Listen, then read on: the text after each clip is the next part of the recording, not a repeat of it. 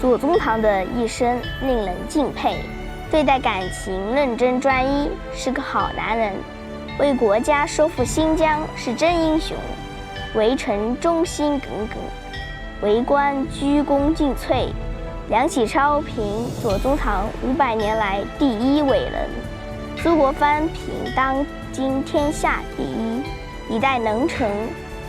功绩卓著。他是晚清的战神，民族的脊梁，是为天下人之榜样，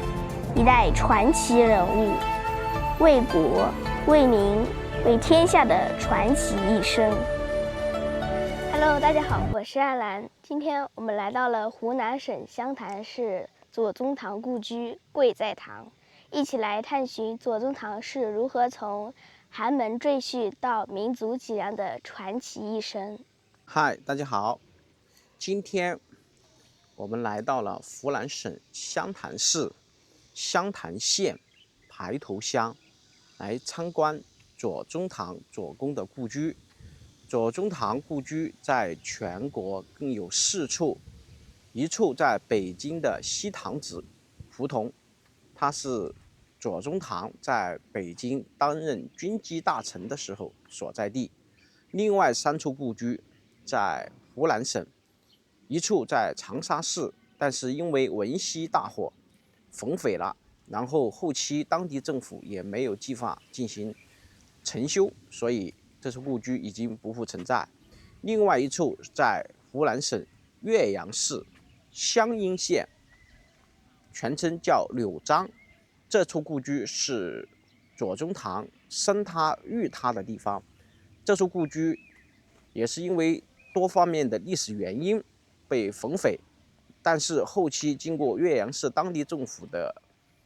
修缮，重新在原址上新建了一个柳张，但是这个柳张呢，完全看不到任何的历史痕迹了。现在我所处的这个故居是湖南省湘潭市湘潭县排头乡，这处地方是左宗棠左公入赘到周家为女婿，相当于就是上门女婿，但是他只是名义上的女婿，不是我们现实生活中的女婿。为什么这么说呢？因为在古代啊，哪怕是现代，女婿上门，那么后期生的孩子，不分是男孩还是女孩，都会跟岳父岳母那边的姓。但是左宗棠是个例外，他的孩子都跟左公姓，都姓左。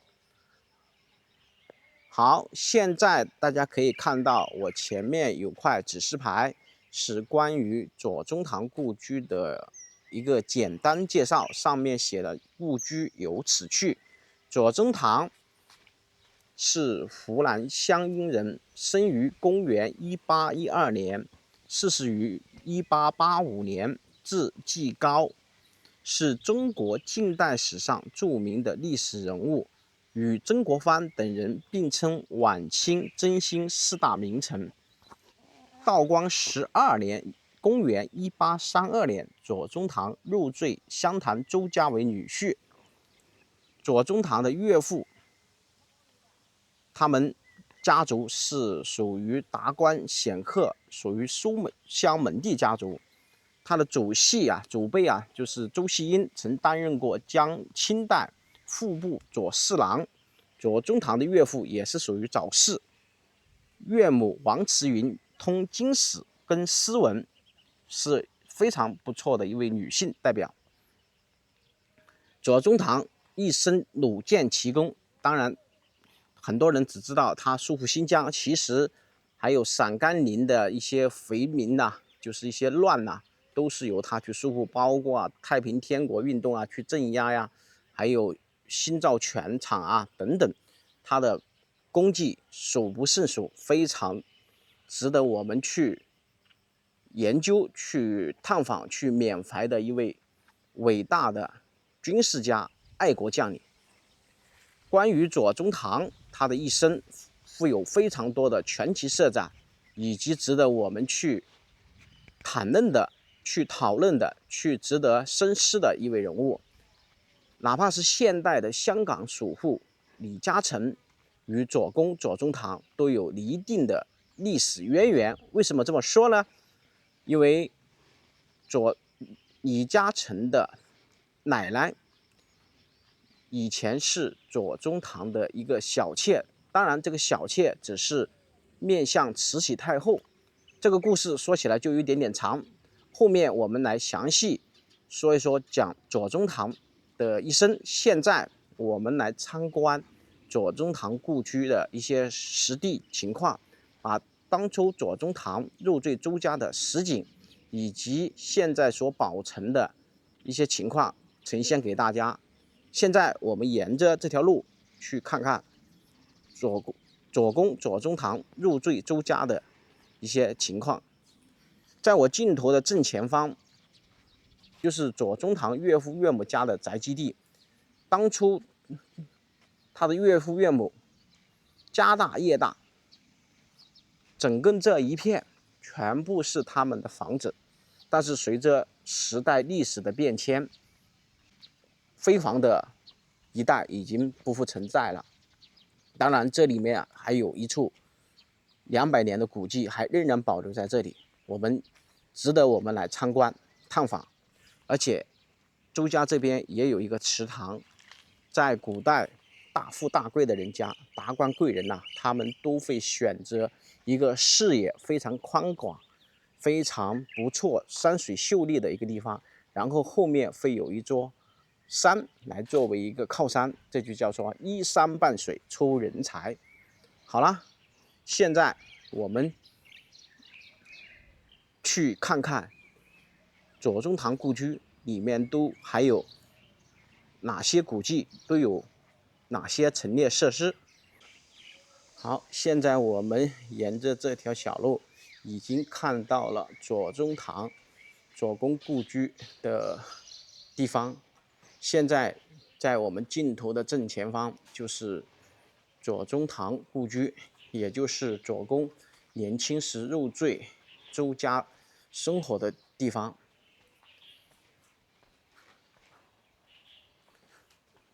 晚一点我们来聊一聊左公左宗棠传奇的一生。现在我们看看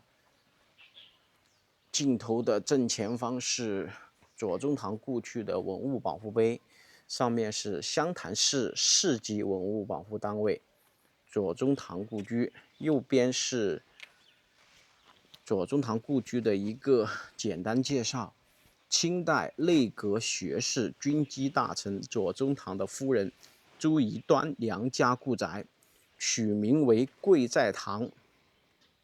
原位平黄，青砖小瓦，结构奇特，设计精巧，规模宏大。原占地面积有1万多平方米，建筑结构是5栋，全院有天井48座，均按8卦阵图排列。左宗棠于公元1832年至1844年在贵在堂研学与生活。这是关于这座周家大院，也就是朱宜端娘家的一个故居的简单介绍。但是现在在我们面前呈现的都是荒草，然后就只保留了我们眼前这一栋房子。当然这栋房子是古董来的，没有拆建的，只是在原有基础上进行了一个修缮，看起来还算是那么新，但是里面所有的结构，包括地上的砖、墙壁上面的木料等等，都是200年前的。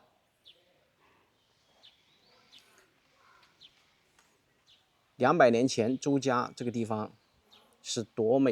的宏伟，可以用宏伟来形容，因为毕竟它占地面积有1万多个平方，哪怕是现代，不管是超级富豪都很难做到占地面积如此大的豪宅。好，这是贵在堂的一个介绍。贵在堂俗称贵子堂，早年叫亭子屋厂。左宗棠的岳父周煦生于公元1788年，逝世于1815年。然后岳母王慈云是公元1790年，逝世于1864年。大家可以看到这个贵在堂以前的一个面貌。然后我视频的左右上方都会把以前的一些历史史料的图片会放上去，大家可以做一个对比的参考，这样会更加清晰了解贵在堂，包括我所聊的人物，这样大家会更加一目了然。好了，这前面这一幅呢，就是200年前左公开设全场的一幅图，上面全部是绘画上去的，上面保留的还是比较清晰和完整，没有做太多的这个修饰，能够保存下来已经非常不错了，毕竟有200多年了。如果是早5个月前过来，我们眼前的这座左宗棠故居还是土墙墙壁已经破败不堪，包括我们刚刚看的这幅画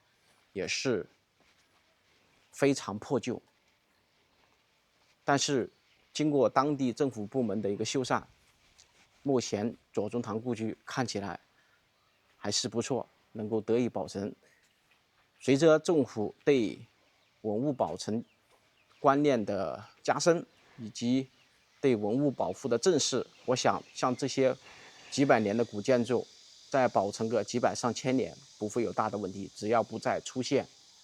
一些特殊的历史变革或者人为的灾难。今天是周末，今天有个小小的遗憾，就是不能够进去参观左宗棠故居里面的一些陈列设施。待会我们看看能不能找到周边的人，看看能不能要到钥匙，能不能进去。好，现在我们先来聊一聊左公与他夫人，以及他们的前世今生，以及他们家族的现状，还有左公的传奇一生。左宗棠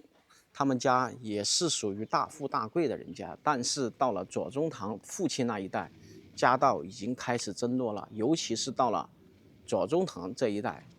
已经可以算是一贫如洗的一个年代了。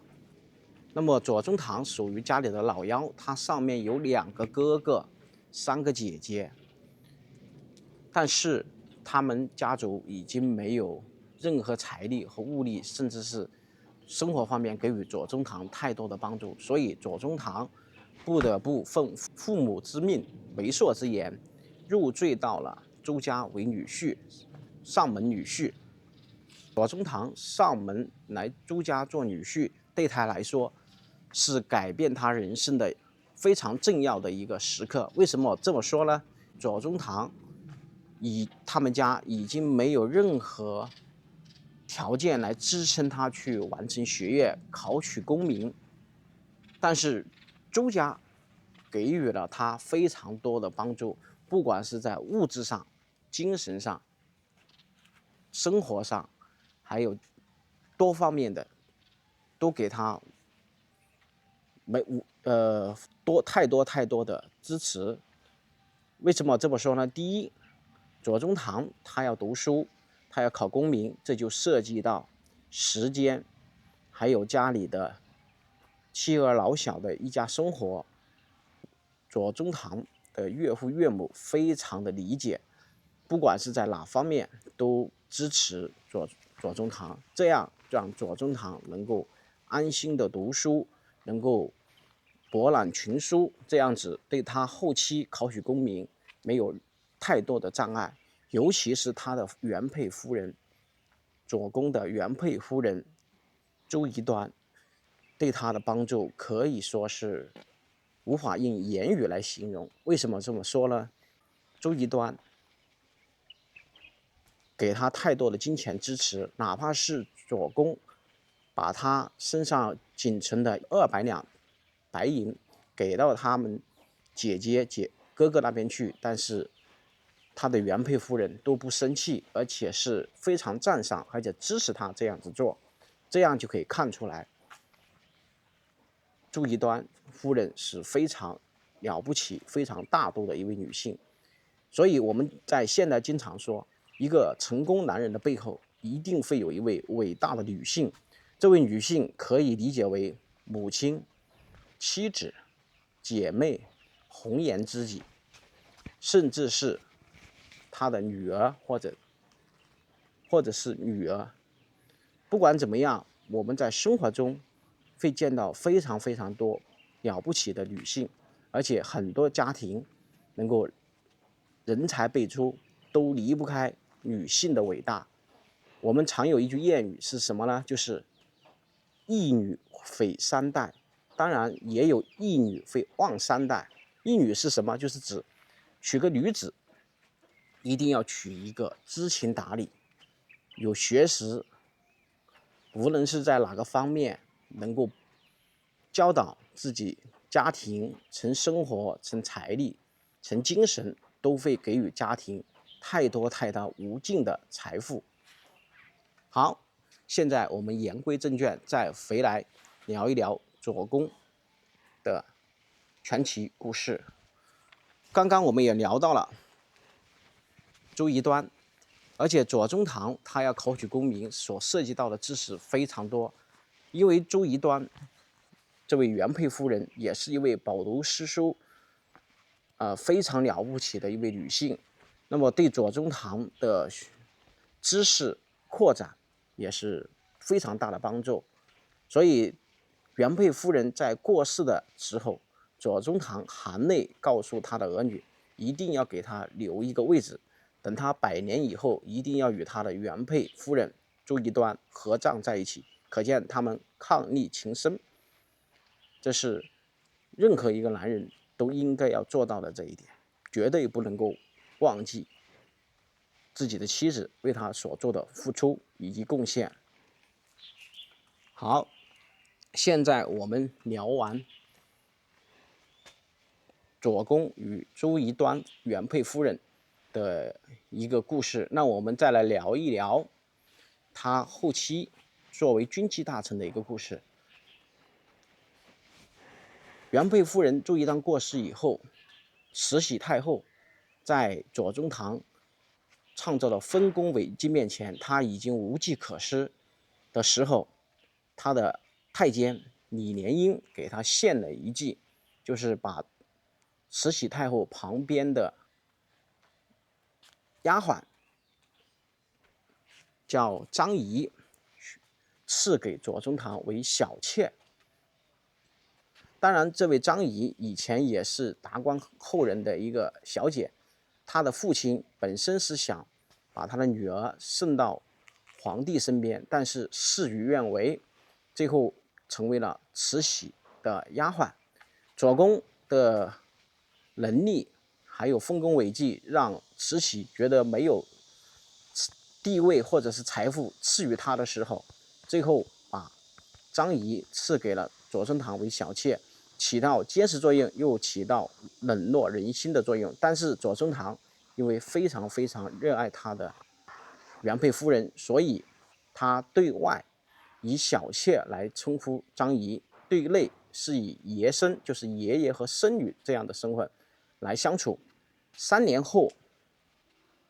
左宗棠过世的时候，交代他的后代让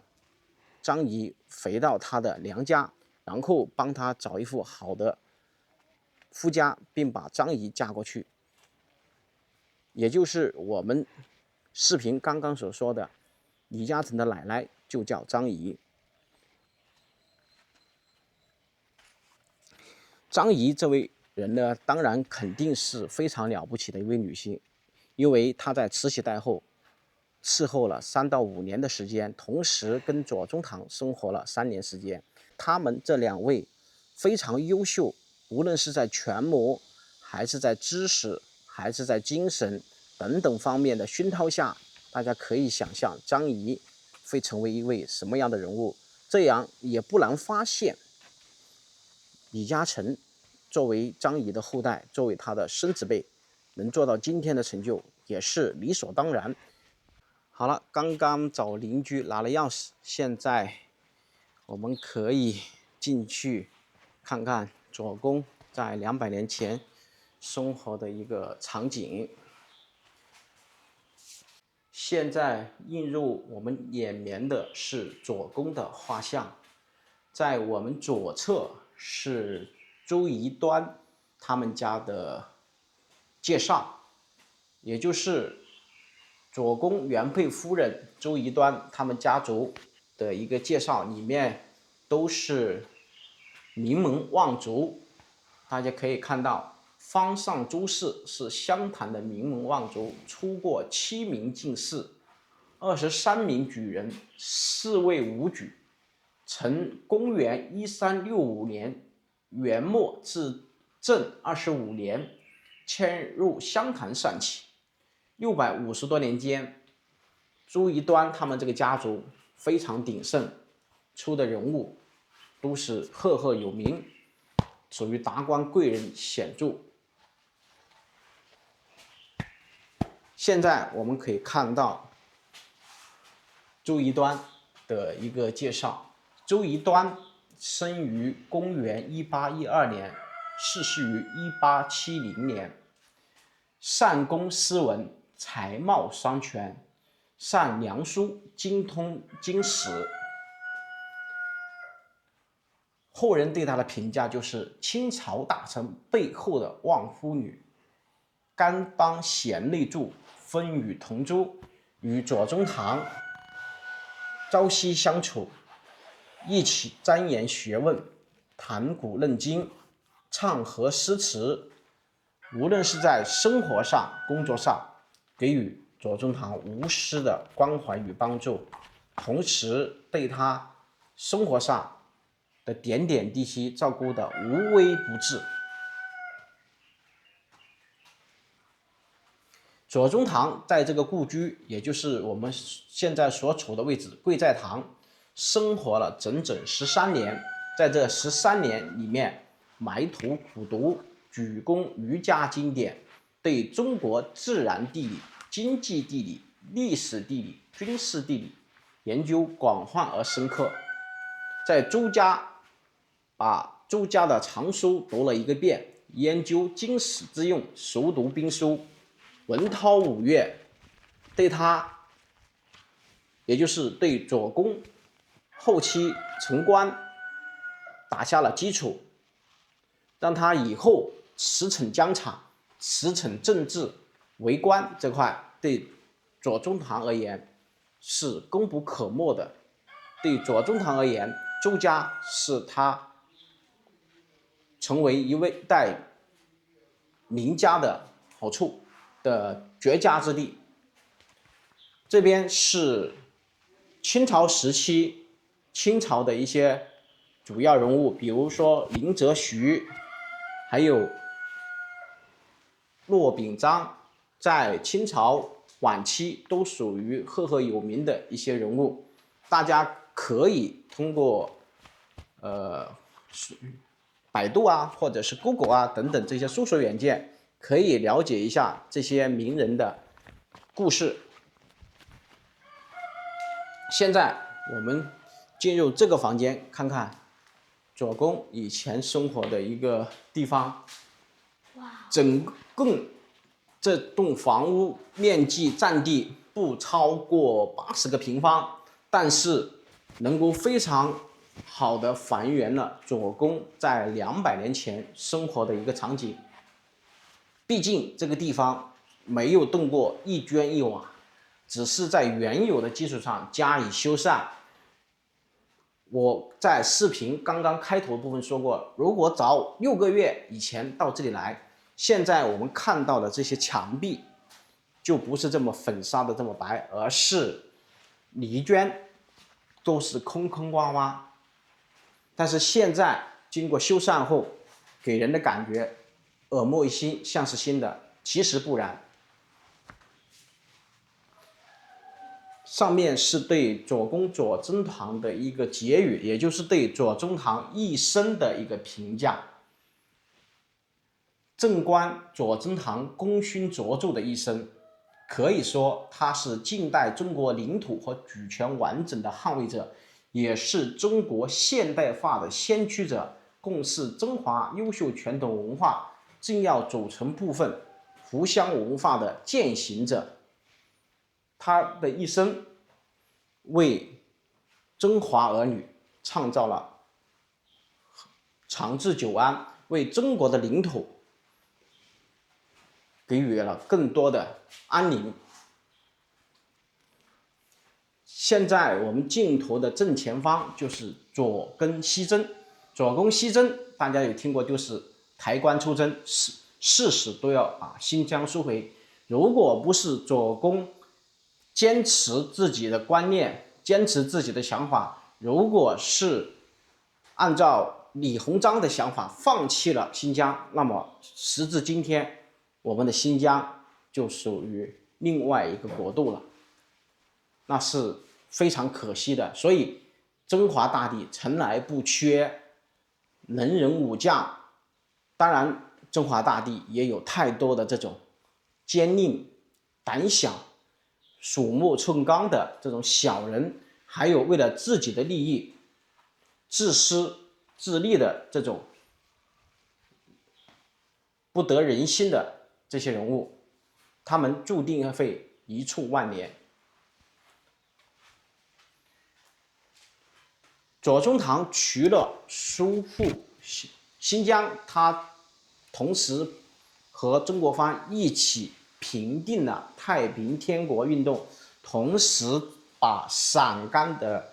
肥变，今天的陕西、甘肃、宁夏这些地方肥族啊，他们也兵变，他们也割据，他们也是趁太平天国的时候揭竿而起，各自为王的这样。当然左宗棠出发以后，这些刺头、这些内乱的都被左公一一镇压。所以左公这位人物是一位能人武将，可以这么讲，后无来者了。好，现在我们去左公跟周一端原配夫人生活的一个卧室。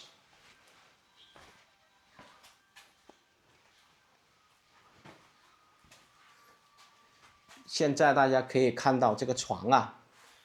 肯定不是200年前的，只是收罗了这样的床，当然只是在这个地方进行1:1的还原，呈现在大家。这个是一个洗手架，在200年前，这个地方是放脸盆洗漱。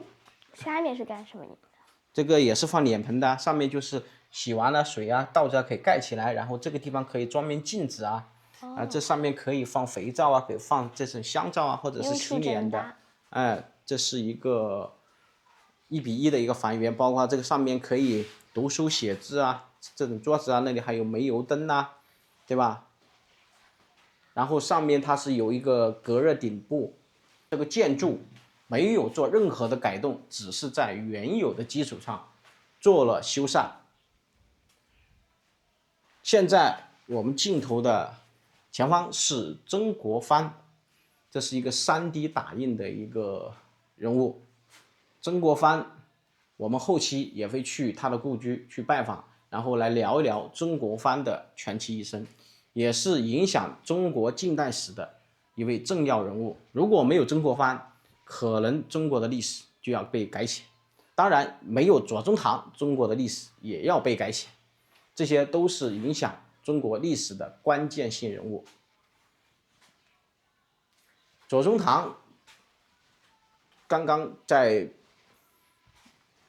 大厅看过的那幅全政局那几幅图画，就是我刚刚所说的。左宗棠他不但是在政事上、军事上非常厉害，同时他在做实业、做工业这块也是非常不错。他在福州有全政局，帮助李鸿章扩展海军人才，培养造船技术，也是非常不错的。这是左宗棠任陕甘总督的时候在兰州的一个合影。这是陕甘回变平定后的兰州城。这些图片在互联网上大家可以都搜索得到。